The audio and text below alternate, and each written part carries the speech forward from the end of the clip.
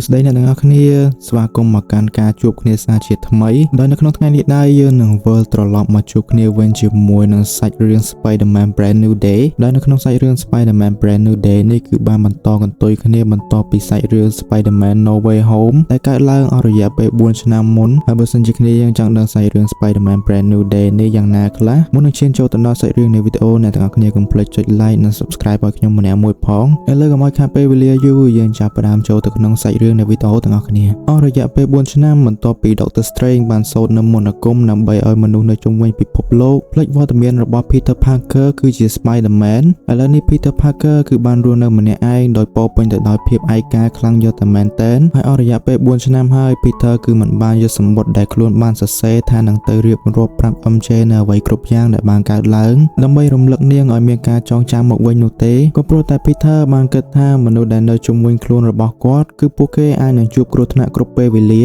អញ្ចឹងហើយ Peter ក៏បានសម្រេចចិត្តថានឹងមិនប្រាប់ការពិតទៅកាន់ MJ នោះទេក៏ព្រោះតែមិនចង់ឲ្យពួកគេជួបគ្រោះថ្នាក់ដោយសារតែខ្លួនហើយចំណែក Peter វិញគឺតែងតែមើលវីដេអូរបស់ Ned ជាមួយនឹង MJ ដែលបានបង្ហោះនៅក្នុង Instagram ជារៀងរាល់ពេលក៏ព្រោះតែគាត់នឹងគឺមានការនឹករលឹកទៅកាន់ពួកគេទាំងពីរនាក់ខ្លាំងយកតែមែនទែនហើយដើម្បីបំភ្លេចភាពឯការបស់គាត់នឹង Peter គឺតែងតែទៅជួយជនស្លូតត្រង់និងបង្ក្រាបពួកជនអាក្រក់ជាច្រើនមែនទែនហើយគាត់នឹងគឺតែងតែទៅលេងភ្នូររបស់ Aunt May ជានិច្ចដើម្បីឲ្យខ្លួនឯងមានការធូរស្រាលពីភាពឯកាបន្ទាប់មកយើងក៏បានឃើញ Peter បានចុះទៅបង្ក្រាបពួក Villain ជាច្រើនមែនទែនដោយនៅក្នុងនោះរួមមានទាំង Scorpion និង Villain ដទៃទៀតជាច្រើនមែនទែនហើយរួមទាំងមានការប៉ះគ្នាជាមួយនឹងពួក Ninja ដែលហែងទៀតផងហើយយើងក៏បានឃើញ Peter បានសហការគ្នាជាមួយនឹងពួក Detective Jane DeVos ផងដែរឬក៏យើងហៅថា NYPD ដែលអង្គការរបស់ពួកគេនឹងគឺចាប់ជាមួយនឹងពួក Villain ដែលមានសមត្ថភាពខ្លាំងដូចជា Scorpion អីជាដើមក្រៅពីបង្ក្រាបពួក Villain ទាំងនោះ Peter គឺតែងតែចំណាយពេលគេងមើលវីដេអូ Net ជាមួយនឹង MJ ដែលពួកគេបានបង្ហោះនិងចំណាយពេលសិក្សាកែច្នៃទៅលើអាវរបស់គាត់បន្ថែមជាមួយនឹង Web Shooter ផងដែរបន្ទាប់មកនៅក្នុងពេលមួយដែល Peter កំពុងតែទិញអីវ៉ាន់នៅខាងក្រៅ Peter ក៏បានទទួលសារសុំជំនួយដែលមានជនអាថ៌កំបាំងម្នាក់បានលួចរថពាក្យដែកនិងបានបើកទៅអុកលុកនៅក្នុងទីក្រុង New York នេះនិងបង្កជាភាពចលាចលខ្លាំងមែនទែនរួចមិនរងចាំយូរ Peter ក៏បានឡើងទៅលើដំបូលអគារនិងបានផ្លាស់ប្ដូរសម្លៀកបំពាក់ Spider-Man និងបានលោតពីលើអគារបាញ់សំណាញ់ផ្លាស់ទីពីមួយកន្លែងទៅមួយកន្លែងដើម្បីប្រញាប់ទៅបង្ក្រាបជនអាថ៌កំបាំងដែលបើករថពាក្យដែកនោះយកតែម្ដងនៅក្នុងពេលដែល Peter បានធ្វើដំណើរទៅដល់ Peter ក៏បានបញ្ចេញនៅឧបករណ៍ថ្មីដែលគាត់ទើបតែកែច្នៃបាននោះគឺហៅថាគ្រាប់បែកសំណាញ់ហើយគាត់នឹងក៏បានបញ្ចេញវាចំនួន2គ្រាប់ពី Web Shooter របស់គាត់និងបានគប់វាទៅខាងក្រោមកង់រថពាក្យដែកមួយនោះហើយគ្រាប់បែកទាំងពីរហ្នឹងក៏បានផ្ទុះនិងបញ្ចេញសំណាញ់ជាច្រើនមែនទែនដែលឃើញរថពាក្យដែកនោះកំពុងតែបើកយ៉ាងលឿនដើម្បីទៅបំបុកជាមួយនឹងឡានក្រុងទេសចរមួយ Peter ក៏បានបាញ់សំណាញ់ជាប់ជាមួយនឹងជញ្ជាំងនិងបានទាញវាធ្វើឲ្យវាបត់ទៅម្ខាងទៀតដើម្បីបញ្ជាការបុកជាមួយនឹងឡានក្រុងទេសចរមួយនោះនឹងជួយការពារជីវិតអ្នកគ្រប់គ្នានៅលើឡាននោះផងដែរនៅក្នុងពេលនោះនៅពេលដែល Peter កំពុងតែតោងនៅលើរថពាក្យដែកមួយនោះក៏មានគ្រាប់មួយបានហោះសម្ដៅមកកាន់ Peter និងធ្វើឲ្យវាផ្ទុះខ្ទាត Peter ធ្លាក់ពីលើរថពាក្យដែកនោះបាត់ទៅនៅក្នុងពេលដែល Peter ងើបមកវិញហើយគាត់កំពុងតែឈរនៅកណ្ដាលផ្លូវហ្នឹងក៏មានឡានខ្មៅមួយបានបើកមកបុកគាត់យកតែម្ដងបន្ទាប់មកយើងក៏បានរកឃើញថាអ្នកដែលកំពុងតែបើកឡានខ្មៅនោះគឺគាត់នឹងមានឈ្មោះថា Frank ឬក៏រហស្សនាមរបស់គាត់មានឈ្មោះថា The Punisher នឹងឯងរួចហើយពួកគេទាំងពីរនាក់គ្រាន់តែបានឃើញមុខគ្នាភ្លាមពួកគេទាំងពីរហ្នឹងក៏មានការប្រកែកគ្នាយកតែម្ដងដោយ The Punisher ហ្នឹងគឺបាននិយាយថាកុំឲ្យពិបាកតាមចាប់រញ៉េរញ៉ៃគឺគាត់នឹងបំរុងយកកំភ្លើងបាញ់សម្លាប់យកតែម្ដងដើម្បីកុំឲ្យពិបាកប៉ុន្តែចំពោះ Spider-Man វិញគឺបាននិយាយថា No ពួកគេអត់ធ្វើចឹងទេបន្ទាប់មក The Punisher ក៏បានទិញកំភ្លើងមួយដើមនិងបានបាញ់ទៅលើ Spider-Man ហើយក៏ធ្វើឲ្យគាត់នឹងបានខ្ទាតទៅលើអារថពាក្យដែកនោះយកតែម្ដងរួចដោយសារតែនិយាយមិនចូលគ្នា Peter ក៏បានបាញ់សំណាញ់ពីពីរបស់គាត់ទៅកាន់អគារសងខាងនិងបានទាញខ្លួនរបស់គាត់ឲ្យដូចជាចម្ពាមនិងបានហក់ទៅធាក់ The Punisher ឲ្យគាត់ធ្លាក់ពីលើឡានរួច Peter ក៏បាននិយាយថាប៉ែ Frank ឯងមិនចាំបាច់មកជួយនោះទេហើយទៅផ្ទះវិញទៅកម្មការទូអង្គ Scorpion នៅវិញកំពុងតែត្រូវបានពួកអង្គការ Department of the Mind Control កំពុងតែចាប់ខ្លួនរបស់គាត់និងត្រៀមបញ្ជូនគាត់ឡើងទៅកាន់ Helicopter ដើម្បីបញ្ជូនទៅដាក់គុកសម្រាប់ពួក Villain ខ្លាំងផងដែរកាន់មកកាន់ Peter នៅវិញយើងក៏បានឃើញគាត់បាញ់សំណាញ់ទៅកាន់អគារមួយនិងសំណាញ់មួយទៀតបាញ់ទៅកាន់ឡាន បានរត់ពាក្យដៃមួយនោះហើយ Peter ក៏បានប្រើកម្លាំងទាញអារត់ពាក្យដៃនោះមួយទំហឹងហើយក៏បានធ្វើឲ្យវាក្រឡាប់កាប់ផ្ងានិងបានខ្ទាតចូលទៅកាន់កន្លែងពួក Department of Damage Control បន្ទាប់មកនៅពេលដែល Peter បានរត់ទៅបើកអារត់ពាក្យដៃនោះមើលយើងក៏បានរកឃើញថាអ្នកដែលបើកបររត់ពាក្យដៃមួយនោះគឺត្រឹមតែលោកយាយចាស់មួយតែប៉ុណ្ណោះរួចនៅក្នុងពេលនោះយើងក៏បានឃើញថាមពលដូចជា telepath អញ្ចឹងបានហោះចេញពីលោកយាយម្នាក់នោះនិងបានបុកទៅកាន់ប៉ូលីសម្នាក់រួចដោយសារតែមាន Spider Sense Peter ក៏បានដឹងនិងបានបាញ់សំណាញ់ទៅកាន់ជើងអបិប៉ូលីសម្នាក់នោះរួចអាថាមពលមួយនោះក៏បានហោះបុកទៅកាន់ប៉ូលីម្នាក់ទៀតនិងបានរត់ចាក់ចេញពីទីនោះបាត់ទៅរួចហើយយើងក៏បានឃើញអាថាមពលមួយនោះគឺបានហោះផ្លាស់ទីពីមនុស្សម្នាក់ទៅមនុស្សម្នាក់យ៉ាងលឿនមែនទែនបន្ទាប់មកយើងក៏បានឃើញអាថាមពលមួយនោះបានហោះសំដៅចូលទៅក្នុងខ្លួនរបស់លោកពូម្នាក់ហើយបន្ទាប់មកក៏បានធ្វើដំណើរទៅជួបជាមួយនឹងទាហាន Department of Damage Control ម្នាក់ក្រោយពីត្រូវបានថាមពលនោះសណ្ដំចិត្តទាហានម្នាក់ហ្នឹងក៏បានប្រាប់គ្នាឲ្យដូរផែនការវិញនិងឲ្យគេហោះបញ្ជូនយក Scorpion ទៅកាន់មន្ទីរពេទ្យ Bellevue វិញបន្ទាប់មកនៅក្នុងពេលដែល Peter បានធ្វើដំណើរមកដល់ប៉ុន្តែវាគឺបានយឺតពេលទៅហើយបន្ទាប់មក Peter ក៏បានក្រឡេកទៅឃើញអបិទាហាន Department of Damage Control មួយនោះដែលបំរុងនឹងលោតសម្លាប់ខ្លួនប៉ុន្តែ Peter ក៏បានបាញ់សំណាញ់មួយនិងចាប់ទាញគាត់មកវិញបន្ទាប់មកនៅពេលដែល Peter បានដើរទៅជិតអបិទាហានម្នាក់នោះអាថាមពលមួយនោះក៏បានហោះចូលទៅក្នុងខ្លួនរបស់ Peter យកតែម្ដងហើយក៏បានធ្វើឲ្យ Peter នឹកឃើញទៅដល់អានមេមួយផ្លែតផងដែរបន្ទាប់មកនៅក្នុងពេលដែលនិយាយគ្នានឹងយើងក៏បានរកឃើញថានៅក្នុងអារត់ពាសដៃដែលបានបើកអុកឡុកនៅក្នុងទីក្រុង New York កាលពីមុនហ្នឹងគឺនៅក្នុងហ្នឹងគឺមាននៅគ្រាប់បែកកំណត់នីតិហើយនៅក្នុងពេលនោះនៅពេលដែលនីតិនោះបានដើរដល់00គ្រាប់បែកនៅក្នុងអារត់ពាសដៃនោះគឺបានផ្ទុះយកតែម្ដងហើយចំណែក Peter វិញគឺមិនយល់ថាមានរឿងអ្វីកើតឡើងនោះទេដោយគាត់ហ្នឹងគឺបានច្របូកច្បល់ក្នុងចិត្តខ្លាំងមែនទែនហើយ Peter ដោយសារតែចង់ដឹងថាមានរឿងអ្វីកើតឡើងឲ្យច្បាស់នៅក្នុងពេលនោះគាត់ក៏បាននឹកឃើញមនុស្សម្នាក់ដែលនាងនឹងអាចប្រហែលជាជួយគាត់បានរួចយើងក៏បានឃើញ Peter បានធ្វើដំណើរទៅជួបជាមួយនឹង Yelena ហើយនៅពេលដែល Peter បានទៅដល់ Yelena ក៏បាននិយាយថាឲ្យ Peter ដោះអាវសិនមកចាំនិយាយគ្នាបន្ទាប់មក Peter ក៏បាននិយាយជាមួយនឹង Yelena ថានឹងចង់សុំជំនួយពីពួក Avenger ថ្មីនេះប៉ុន្តែ Yelena ក៏បានតបទៅវិញថាពួក Avenger ថ្មីកំពុងតែជាប់រវល់ជាមួយនឹងរឿង Big Potato អស់ហើយអញ្ចឹងហើយរឿង Small Potato តូចតាចកំពេកកំប៉ុកអញ្ចឹងនាងក៏បាននិយាយថា Peter អាចដោះស្រាយបានហើយប៉ុន្តែនៅក្នុងនោះនាងក៏បានបន្ថែមទៀតថាមួយរយៈចុងក្រោយនេះគឺមានជនអាកំបាំងបានព្យាយាមបុកវាយចូលទៅក្នុងទីស្នាក់ការធំរបស់ពួក Department of Damage Control ជាច្រើនដងមែនទែនហើយបើតាមនាងដឹងជនអាកំបាំងនោះគឺតាមស្វែងរកអ្វីមួយឈ្មោះថា VMAX បន្ទាប់ពីបានលើដូច្នេះ Peter ក៏បានធ្វើដំណើរទៅកាន់ទីស្នាក់ការធំ Department Control យកតែម្ដងដើម្បីទៅស៊ើបសួរនិងស្វែងរកថា VMAX គឺជាអ្វីឲ្យពិតប្រាកដហើយនៅពេលដែល Peter បានធ្វើដំណើរទៅដល់ទីនោះគាត់ក៏បានជួបជាមួយនឹងបុរសម្នាក់ដែលមានឈ្មោះថា William Bill Metzger តែគាត់នឹងគឺជាអ្នកចាត់ការធំនៅទីកន្លែងនោះរួចហើយ Peter ក៏បានសួរទៅកាន់អបិម្នាក់ហ្នឹងថាមានស្គាល់ជនអាកំបាំងដែលចេះធ្វើទំនន់សណ្ដំចិត្តអីឬអត់ប៉ុន្តែអបិ William នោះក៏បានឆ្លើយតបទៅវិញថាគាត់មិនបានស្គាល់ជនអាកំបាំងសណ្ដំចិត្តអីនោះទេហើយ VMAX អីហ្នឹងក៏គាត់មិនបានដឹងដូចគ្នាបន្ទាប់មកនៅក្នុងពេលមួយដែល Peter កំពុងតែអង្គុយញ៉ាំអីនៅហាងមួយកន្លែងនៅក្នុងពេលនោះ Peter ក៏បានជួបជាមួយ Ned ដោយចៃដន្យប៉ុន្តែគឺច្បាស់ណាស់ Ned នេះគឺមិនបានចាំថា Peter គឺជានរណានោះទេរួចហើយ Peter ដែលបានជួប Ned អញ្ចឹងគាត់នឹងក៏មានការនឹករលឹកទៅកាន់ Ned ខ្លាំងមែនទែនរួចហើយ Peter ក៏បានលបដើរទៅតាម Ned ទៅដល់ផ្ទះយកតែម្ដងបន្ទាប់មកនៅពេលដែលទៅដល់ទីនោះគឺកំពុងតែមានកម្មវិធីជប់លៀងស៊ីផឹកមួយអញ្ចឹងហើយ Peter គឺបានបន្លំខ្លួនធ្វើជាភ្ញៀវនិងបានចូលទៅក្នុងកម្មវិធីនោះផងដែរហើយនៅក្នុងនោះ Peter ក៏បានរកឃើញផងដែរថា Ned នឹងគឺមានការងប់ងល់ទៅលើរឿង Spider-Man ខ្លាំងមែនទែនហើយគាត់នឹងគឺតែងតែតាមដានជានិច្ចនិងបានសិក្សាស្រាវជ្រាវជាច្រើនអំពី Spider-Man និងសិក្សាពីអត្តសញ្ញាណរបស់គាត់ផងដែរហើយមិនត្រឹមតែប៉ុណ្ណោះ Ned នឹងគឺបានបង្កើតនៅ app មួយដែលឈ្មោះថា Spider-Man Tracker ដែលសម្រាប់ប្រើប្រាស់ដឹងពីទីតាំងរបស់ Spider-Man នៅពេលដែលគាត់លេចវត្តមាននៅក្នុងទីក្រុង New York នេះហើយ Ned នឹងគឺបានដាក់ការសង្ស័យទៅលើបុគ្គលពីរនាក់ដែលគាត់គិតថាអាចជា Spider-Man ដែលគឺជាអបិ Flash Thompson និងគ្រូបង្រៀននៅថ្នាក់វិទ្យាល័យរបស់ពួកគេនឹងឯងនៅក្នុងពេលនោះ MJ ក៏បានលេចវត្តមានមកហើយក៏ធ្វើឲ្យ Peter នឹងគឺមានការគាំងខ្លាំងមែនទែនហើយគាត់ក៏បានណែនាំខ្លួនរបស់គាត់យ៉ាងរដាំរដួសមែនទែននិងបាននិយាយថាគាត់នឹងគឺឈ្មោះថា Maynard បន្ទាប់ពី Peter បាននិយាយជាមួយពួកគេទាំងពីរនាក់សប្បាយចិត្តបានមួយផ្លែតនៅពេលដែល Peter ដើរចេញមកខាងក្រៅវិញនៅក្នុងពេលនោះបេះដូងរបស់ Peter ស្ទើរតែប្រេះបែកផ្ទុះចេញមកក្រៅទៅហើយដោយគាត់នឹងបានសម្លឹងឃើញ MJ កំពុងតែនៅជាមួយនឹងសង្សារថ្មីរបស់នាងហើយនៅពេលដែលពួកគេទាំងពីរនាក់បានថែ ហើបគ្នានៅចំពីមុខរបស់ Peter ក៏មានការឈឺចាប់ជាខ្លាំងនិងមិនអាចទ្រាំបានរួចក៏បានរត់ចាក់ចេញពីទីនោះបាត់ទៅហើយ Peter នឹងគឺមានការសែតខ្លាំងយកតែមែនតែនដោយបានបាញ់សំណាញ់ពីមួយអាគារទៅមួយអាគារឆ្លងកាត់មេឃកំពុងតែភ្លៀងជាមួយនឹងទឹកភ្នែកដែលកំពុងតែស្រក់ហើយក៏បាននឹកឃើញពីអតីតកាលល្អៗជាច្រើនជាមួយនឹង MJ ប៉ុន្តែនៅពេលនេះអ្វីៗគឺបានផ្លាស់ប្ដូរបាត់ទៅហើយរួចនៅពេលដែល Peter កំពុងតែស្ថិតនៅក្នុងស្ថានភាពដែលមានការ stress ខ្លាំងនិងតានតឹងខ្លាំងនោះសែនពីងពាងនៅក្នុងខ្លួនរបស់ Peter នឹងគឺបានប្រែប្រួលនិងបានបំលែងពូជគាត់ទៅជាពីងពាងដ៏កំណាចមួយហើយ Peter នឹងគឺស្ទើរតែបាត់បង់ភាពជាមនុស្សទៅហើយគឺដោយសារតែការបំលែងពូជសែនពីងពាងរបស់គាត់នឹងឯងហើយដែលមិនអាចគ្រប់គ្រងខ្លួនឯងបាន Peter ក៏បានដួលសន្លប់បាត់ទៅនិងបានស្រមើសម័យនិយាយជាមួយនឹងអានមេផងដែររួចនៅពេលដែល Peter បានភ្ញាក់មកវិញគាត់នឹងក៏បានរំពាត់ទៅដោយសំណាញ់ពីងពាងយ៉ាងពេញទៅនឹងហើយគាត់នឹងក៏បានរកឃើញថាខ្លួនឯងគឺអាចបាញ់សំណាញ់ចេញពីដៃដោយផ្ទាល់យកតែម្ដងដែលការបាញ់សំណាញ់ចេញពីដៃដោយផ្ទាល់នេះគឺមានការដូចទៅនឹង Tobey Maguire Spider-Man ខ្លាំងយកតែមែនតែនហើយដោយសារតែអញ្ចឹង Peter គឺមានបញ្ហាពិបាកខ្លាំងមែនតែនដោយ web shooter ដែលគាត់បានប្រើបាញ់រាល់ដងហ្នឹងគឺឥឡូវគឺប្រើប្រាស់មិនកើតនោះទេដោយសារនៅពេលដែលគាត់បាញ់សំណាញ់ចេញពីដៃហ្នឹងគឺចេញតាំងពី web shooter ផងនិងដៃរបស់គាត់ដោយផ្ទាល់ផង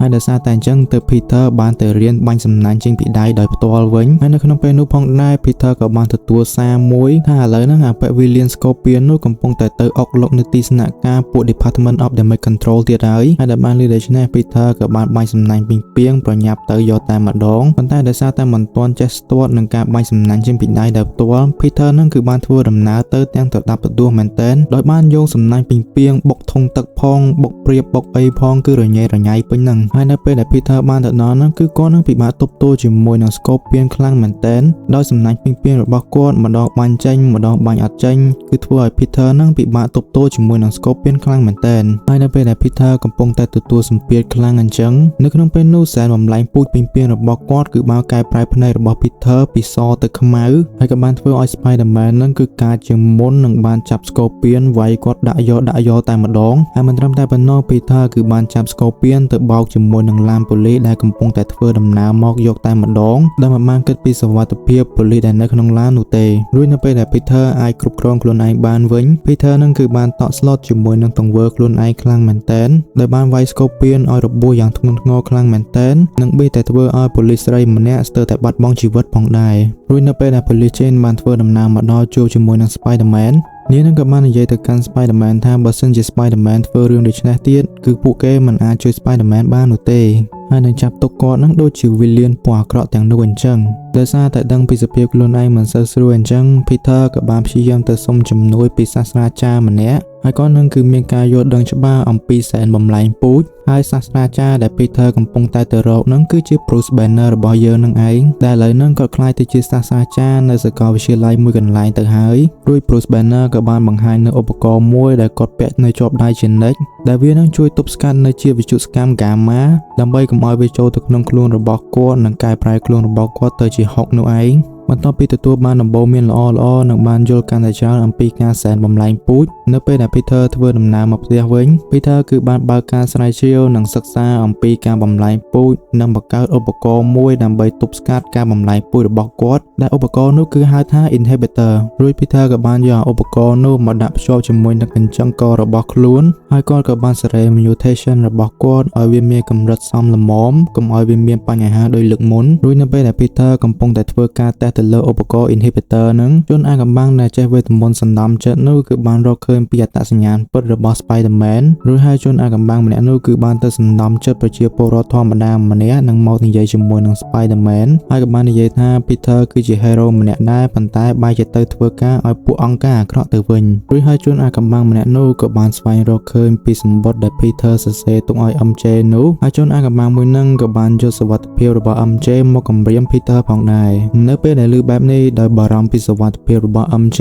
Peter ក៏ប្រញាប់ធ្វើដំណើរទៅរក MJ យកតែម្ដងដើម្បីការពារនាងកុំឲ្យមានគ្រោះថ្នាក់រួចហើយជនអាថ៌កំបាំងម្នាក់នឹងក៏បានប្រើវេទមន្តសណ្ដំចិត្តចេញពីមនុស្សម្នាក់ទៅមនុស្សម្នាក់ធ្វើដំណើរយ៉ាងលឿនមែនទែនដើម្បីទៅស្វែងរក MJ បន្តមកនៅក្នុងពេលដែលដេញគ្នានឹង Peter ក៏បានឲ្យ Evie គណនាពីចម្ងាយដែលវេទមន្តសណ្ដំចិត្តនោះអាចផ្លាស់ចេញពីមនុស្សម្នាក់ទៅមនុស្សម្នាក់ដោយរយៈចម្ងាយប៉ុន្មានម៉ែត្ររួចនៅពេលដែល Evie បានគណនាឃើញហើយអាវេទមន្តសណ្ដំនោះគឺបានផ្លាស់ទីត្រឹមរយៈចម្ងាយ33 feet តែប៉ុណ្ណោះអញ្ចឹងហើយនៅពេលដែលវាផ្លាស់ទី ទៅកាន់បារម្ភម្នាក់ត្រៀមនឹងបើកហេលីកុបទ័រចេញពីទីនោះ Peter ក៏បានបាញ់សំណាញ់ទៅតង់ហេលីកុបទ័រនោះនឹងបានបាញ់ភ្ជាប់វាឲ្យជាប់នៅលើអាកាសយកតែម្ដងព្រោះនៅពេលដែលជាប់នៅលើអាកាសអញ្ចឹងវាមិនអាចធ្វើការផ្លាស់ទីទៅកាន់នរណាម្នាក់ទៀតបានទេបន្តមកទៀត Peter ក៏បានទៅតាមស្វែងរក MJ ទៅដល់អគារស្នាក់នៅរបស់នាងយកតែម្ដងឬហើយក៏បាននិយាយប្រាប់ MJ ថាកំពុងតែមានជនអាក្រក់តាមស្វែងរកនាងហើយ Peter ក៏បាននិយាយទៅកាន់ MJ ថាឲ្យមកតាមគាត់មកគាត់នឹងសន្យាថានឹងការពារនាងឲ្យមានសុវត្ថិភាព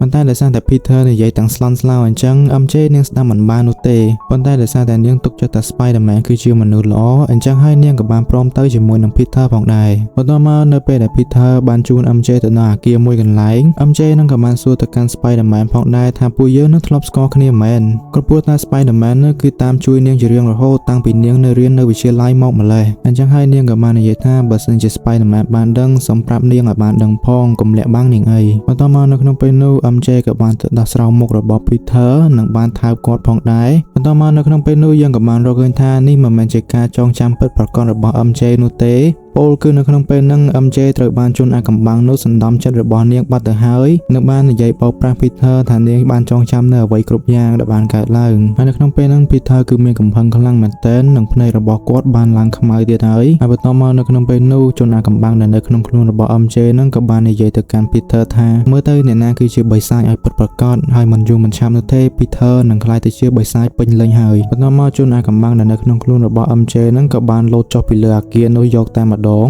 ប៉ុន្តែសំណាងល្អ Peter ក៏បានលោតបាញ់សំណាញ់ទៅជួយនាងបានសម្រេចរួចនៅពេលដែលមកដល់ខាងក្រោមនឹង Peter ក៏បានទៅសុំអង្វរជនអាកំបាំងម្នាក់នោះថាឲ្យជប់ធ្វើបាប MJ ទៀតទៅគាត់ព្រមចោះចាញ់ហើយនៅក្នុងពេលនោះយើងក៏បានឃើញជនអាកំបាំងនោះកំពុងតែមានវត្តមាននៅក្នុងឡានក្បែរនោះផងដែរហើយ Peter ក៏បានឲ្យ Evie ថតមុខជនអាកំបាំងម្នាក់នោះទុកផងដែរបន្តមកយើងក៏បានស្គាល់ពីអត្តសញ្ញាណពិតប្រាកដរបស់ជនអាកំបាំងម្នាក់នោះដែលនាងនឹងមានឈ្មោះថា Jean Grey នឹងឯងបន្តមក Peter ដោយសារតែមិនដឹងទៅណានឹងបារម្ភពីសុវត្ថិភាពរបស់ MJ ផងនោះ Peter ក៏បាននាំ MJ ទៅកាន់ទីកន្លែងស្នាក់នៅរបស់ Frank ជាបណ្ដោះអាសន្នសិនដើម្បីការពារសុវត្ថិភាពរបស់នាងរួចនៅពេលដែលទៅដល់ទីកន្លែងស្នាក់នៅរបស់ Frank ហ្នឹងនៅទីនោះនឹងគឺមានអន្ទាក់ច្រើនមែនទែនមើលតែដើមមិនស្រួលនឹងគឺនឹងអស់ជីវិតហើយបន្តមកនឹង Peter ក៏បានយករូបដែលបានថតជាប់មុននឹងមកស្រាវជ្រាវមើលនៅបានរកឃើញពីអត្តសញ្ញាណពិតប្រាកដរបស់ជនអាកំបាំងមួយនោះដែលនាងនឹងគឺមានឈ្មោះថា Jean Grey នោះឯងដែលនាងនឹងគឺមានសមត្ថភាពសណ្ដំចិត្តមនុស្សនិងគ្រប់គ្រងមនុស្សផងដែរហើយលើពីនោះ Peter ក៏បានកែច្នៃឧបករណ៍ inhibitor គាត់បន្ថែមនៅបានបង្កើតអាថ្មីមួយមកដើម្បីជួយទប់ស្កាត់សែនបំលែងពូជរបស់គាត់ឬក៏ដូចជាសម្រាប់ទប់បង្ក្រាប Jean Grey ផងដែរបន្តមកនៅក្នុងពេលនោះ Peter ក៏បានទទួលដំណឹងថា Jean Grey កំពុងតែមានវត្តមានទៅកាន់ទីស្នាក់ការធំរបស់ពួក Department of Damage Control ឬហើយ Peter ក៏បានប្រញាប់ធ្វើដំណើរទៅរកនាងយកតែម្ដងហើយចំពោះ MJ វិញក៏បានប្រាប់ទៅកាន់ Frank ថាឲ្យទៅជួយ Peter ផងទៅនាងនៅម្នាក់ឯងមិនអីនោះទេទៅដល់ទីនោះយើងក៏បានឃើញ Jean កំពុងតែស្រាវជ្រាវស្វែងរកឯកសារដែលតាក់ទងជាមួយនឹង V-Max នោះហើយចំពោះអាបែក William Wesker ជាមួយនឹងកូនចៅរបស់វាវិញពួកគេទាំងអស់ហ្នឹងកំពុងតែលាក់ខ្លួននៅក្នុងទូដែកមួយនៅក្នុងពេលនោះផងដែរយើងក៏បានរកឃើញថា Jean នាងបានប្រើ power របស់នាងដើម្បីទៅសណ្ដំចិត្តរបស់ Bruce Banner ឲ្យវាកំទេចទូដែកនោះដើម្បីទៅចាប់អាប៉ែ William Wesker ម្នាក់នោះមួយសន្ទុះក្រោយមក Peter ក៏បានធ្វើដំណើរមកដល់ទីនេះនិងបានទៅនិយាយជាមួយនឹង Jean ថាឲ្យនាងឈប់ទៅប៉ុន្តែនៅក្នុងពេលនោះ Jean ក៏បានបញ្ជាឲ្យ Hulk មកវាយ Spider-Man ដាក់យកតែម្ដងហើយ Peter នឹងគឺបានស៊ីជាច្រើនដៃរបស់ Hulk មែនតែនមានទាំងបោកផងទាំងវាយផងហើយបន្តិចក្រោយមក Frank ក៏បានធ្វើដំណើរមកដល់និងបានជួយទៅកាន់ Peter ផងដែរដោយគាត់នឹងបានយក machine gun មួយបាញ់ទៅលើ Hulk បន្ទាប់មកពួកគេទាំងពីរនាក់នឹងក៏បានរួមដៃគ្នាដើម្បីតទល់ជាមួយនឹងយក្សកំណាចពណ៌បៃតងនេះយកតែម្ដងហើយបន្ទាប់មក Peter ក៏បានទៅនិយាយជាមួយនឹង Frank ថាឲ្យគាត់នឹងទៅតាមស្វែងរក Jean ទៅទុកឲ្យគាត់ខ្លួនឯងនឹងតទល់ជាមួយនឹង Hulk ហើយ Peter ក៏បានផ្ដាំទៅកាន់ Frank ថាត្រឹមតែទៅចាប់នាងបានហើយកុំធ្វើអ្វីឲ្យប៉ះពាល់ដល់ជីវិតនាងរួចហើយ Frank ក៏បានតបទៅកាន់ Peter វិញថាកុំតអត់នេះកំភ្លើងឯងកុំបាញ់ក្បាលឲ្យចោលដូចមកកូនពិចារយកខ្វងពូអាចុយម្រាយកាត់ក្បាលឲ្យចោលតុយម្រាយឡើយកូនពិចារយកបាញ់ឲ្យបាញ់ស្ទះក្បាលឡើយចុយម្រាយបន្តមកនៅក្នុងពេលដែលប្រយុទ្ធគ្នានឹង Bruce ក៏បានខិតខំប្រឆាំងជាមួយនឹងការសណ្ដំចិត្តរបស់ Jean ផងដែររួចហើយគាត់ក៏បានត្រឡប់មកគ្រប់គ្រងខ្លួនឯងវិញបានមួយផ្លែតប៉ុន្តែដោយសារតែនៅក្នុងសភាពដែលតានតឹងហើយនឹងមានភាពមួម៉ៅខ្លាំងអញ្ចឹង Bruce នឹងមិនអាចគ្រប់គ្រងខ្លួនឯងបាននឹងចាប់ផ្ដើមប្រែកាឡាទៅជា Hulk ម្ដងទៀតប៉ុន្តែលើកនេះមិនមែនជា Smart Hulk ដូចរាល់ដងនោះទេលើកនេះគឺជា Savage Hulk ហើយគាត់នឹងគឺមានមាឌធំខ្លាំងយកតែមែនតែនហើយ Hulk ក៏បានចាប់ Spider-Man ដាក់យកតែម្ដង ហើយ Spider-Man ក៏បានខិតខំបាញ់សំណាញ់ពីងពីងតទល់ជាមួយនឹង Hulk ផងដែរបន្ទាប់មក Peter ក៏បានទៅរើសស្រោមដៃរបស់អាប៉ែ Shocker និងបំរុងលោតទៅវាយ Hulk ឲ្យធ្លាក់ពីលើអាគារនេះយកតែម្ដងប៉ុន្តែនៅពេលដែល Peter លោតទៅ Hulk ក៏បានចាប់ជាប់និងច្របាច់ស្រោមដៃនោះឡើងខ្ទេចហើយ Hulk ក៏បានចាប់ច្របាច់ក Spider-Man យកតែម្ដងហើយ Peter ក៏បានខំនិយាយដាក់ស្មារតីរបស់ Bruce ថាគាត់នឹងគឺធ្លាប់ជាមិត្តភក្តិរបស់ Bruce ហើយឲ្យគាត់ភ្ញាក់ស្មារតីឡើងរួចហើយនៅពេលដែល Hulk បានឮដូច្នេះគាត់ក៏បានភ្ញាក់ស្មារតីនិងបានឃើញមុខខ្លួនឯងទៀតនោះ Bruce ក៏បានដោះលែង Spider-Man និងទម្លាក់ខ្លួនឯងទៅក្រោមបាត់ទៅបន្ទាប់មក Jean ក៏បានទៅសណ្ដំចិត្តរបស់អាប៉ែ Frank វិញនិងបានយកគ្រាប់បែកជាច្រើនដាក់ជុំវិញអាទូដែកដែលអាប៉ែ William នោះកំពុងតែនៅនិងបានបំផ្ទុះអាទូដែកនោះឲ្យខ្ទេចបាត់ទៅបន្ទាប់មក Jean នាងក៏បានទៅសួរទៅកាន់អាប៉ែ William ម្នាក់នោះនិងសួរថាបងស្រីរបស់នាងនឹងគឺនៅទីណាហើយបន្ទាប់មកនិយាយឲ្យផង Peter ក៏បានធ្វើដំណើរមកដល់ទីនេះនិងបានបាញ់ឧបករណ៍ inhibitor ជាប់នឹងករបស់ Jean ហើយវាក៏បានធ្វើឲ្យនាងប្រើប្រាស់ super power របស់នាងឡើងកើតបន្ទាប់មកអាប៉ែ William ម្នាក់នោះក៏បានទាញកំភ្លើងសណ្ដំបាញ់ទៅកាន់ Jean ហើយ Jean ក្រោយពីបានស៊ីអាក្រកំភ្លើងសណ្ដំមួយគ្រាប់នោះហើយនាងក៏បានដួលសន្លប់តែម្ដងប៉ុន្តែមុននឹងនាងសន្លប់នៅក្នុងដៃរបស់ Peter នាងក៏បាននិយាយពាក្យមួយម៉ាត់ដោយពាក្យនោះគឺ Sarah ក្រោយពីភាពវឹកវរបានបញ្ចប់ Jean ក៏ត្រូវបានពួកអង្គការ Department of Damage Control យកនាងទៅឃុំឃាំងបន្ទាប់មក Peter ក៏បានទៅនិយាយជាមួយនឹងអាប៉ែ William ដែលបានសួរថាមានដឹងថាឈ្មោះ Sarah ហ្នឹងគឺជាអីឬអត់បន្ទាប់មកអាប៉ែ William ម្នាក់នោះក៏បានឆ្លើយទៅកាន់ Peter វិញថាគាត់មិនច្បាស់ដែរប៉ុន្តែនៅក្នុងពេលមុនហ្នឹង Jean ក៏បានចូលមកគ្រប់គ្រងការគិតរបស់គាត់ហើយស្របពេលដែលគាត់កំពុងតែគិតដល់មនុស្សម្នាក់ដែលមានឈ្មោះថា Sarah ដែលទើបតែស្លាប់បាត់បង់ជីវិតនោះអញ្ចឹងហើយគាត់ក៏បានបន្តទៀតថាទើបនៅពេលដែល Jean សន្លប់ប្រហែលជានាងដកជាប់នៅពេលដែលគាត់កំពុងតែគិតហ្នឹងហើយក៏ធ្វើឲ្យនាងរវើរវាយនិយាយឈ្មោះ Sarah នោះចេញមកនៅពេលដែល Peter បានធ្វើដំណើរត្រឡប់មកកន្លែងស្នាក់នៅរបស់ Frank វិញ Peter ក៏បានរកឃើញថា MJ គឺបានអាននៅសារសម្បត្តិដែលគាត់បានសរសេរទុកនោះរួចហើយនាងក៏បានដឹងពីខ្លឹមសារទាំងនោះអស់បាត់ទៅហើយ Peter ក៏បានព្យាយាមបញ្យល់ទៅកាន់នាងអំពីទំនាក់ទំនងរបស់ពួកគេទាំងពីរនាក់ព្រមទាំងពេលដែល Dr. Strange បានសូត្រនៅមន្តអាគមគាថាបំភ្លេចវត្តមានរបស់ Peter ផងដែរក្រោយពីបានឮដូច្នេះ MJ ក៏មានការអាណិតទៅលើ Peter ខ្លាំងមែនទែនអស់រយៈពេល4ឆ្នាំមកហើយគាត់នឹងប្រហែលជាមានអារម្មណ៍ថាឯកាខ្លាំងហើយបន្ទាប់មកនាងក៏បានយល់ថាទំនាក់ទំនងរបស់ពួកគេកើតឡើងដោយរបៀបណាប៉ុន្តែនាងក៏បាននិយាយថានៅក្នុងបច្ចុប្បន្ននេះគឺនាងមិនមានអារម្មណ៍ស្រឡាញ់ទៅលើ Peter ទៀតនោះទេក៏ព្រោះតែនាងនឹងមិនស្គាល់ថា Peter គឺជានរណាផងបន្ទាប់មក MJ ក៏បាននិយាយទៅកាន់ Peter ថានាងចង់ទៅផ្ទះវិញប៉ុន្តែដោយសារតែអត់មានអីជិះទៅផ្ទះ MJ ក៏បានពឹងឲ្យ Peter ជូននាងទៅផ្ទះបន្តិចហើយ Peter ក៏បានជូន MJ ទៅផ្ទះវិញទាំងមានអារម្មណ៍ថាសែតខ្លាំងយកតែមែនតែនរួចនៅពេលដែលទៅដល់ MJ ក៏បានបបួល Peter ឡើងទៅលើដើម្បីជួបគ្នាជាមួយនឹង Ned ផងដែរហើយទោះបីជាពួកគេទាំងពីរនាក់អត់មានការចងចាំជាមួយនឹងគ្នាក៏ដោយប៉ុន្តែពួកគេទាំង3នាក់នៅពេលដែលនៅជាមួយគ្នានឹងគឺពួកគេទាំង3នាក់នឹងនិយាយចូលគ្នាខ្លាំងមែនតែន